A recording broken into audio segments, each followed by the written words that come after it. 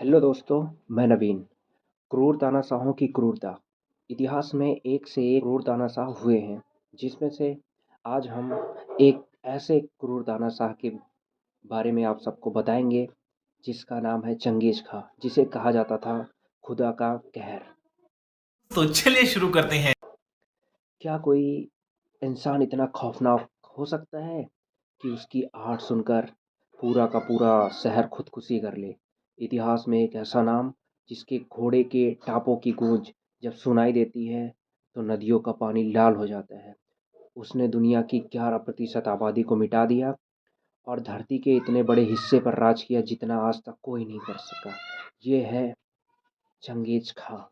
आज की audio book में हम जानेंगे उस तेमुजिन की कहानी जिसे दुनिया चंगेज खां यानी विश्व का सम्राट या खुदा का कहर कहती है। आतंक का दूसरा नाम बाबू भाई।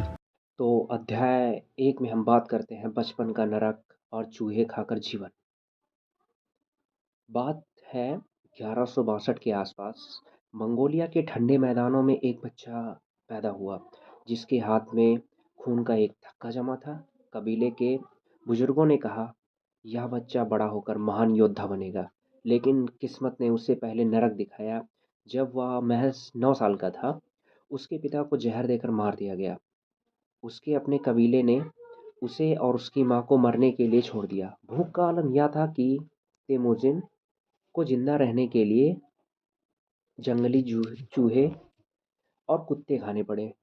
उसी गरीब और जिल्लत ने उसके भीतर एक ऐसा पत्थर दिल पैदा किया, जिसे आगे चलकर दुनिया को दहला दिया।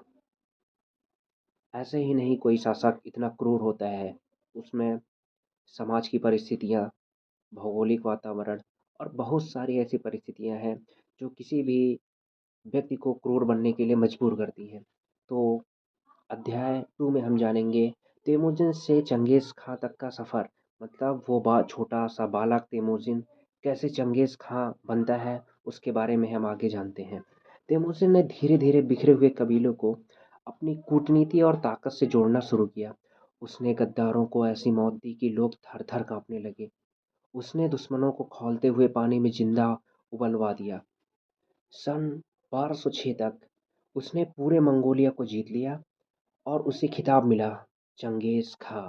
मतलब यानी वो लड़का जिसका नाम था तेमुजिन, उसे 1206 में जब वो मंगोलिया जीत लेता है तो उसको खिताब मिलता है।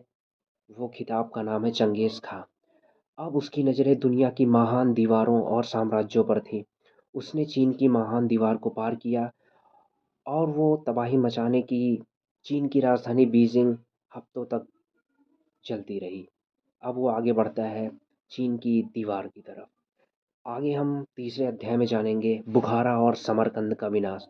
अब वो एक छोटा सा लड़का जो अब बन चुका है चंगेज़ खां, मतलब खुदा का कहर। तीसरे अध्याय में हम जानेंगे बुखारा और समरकंद का विनाश।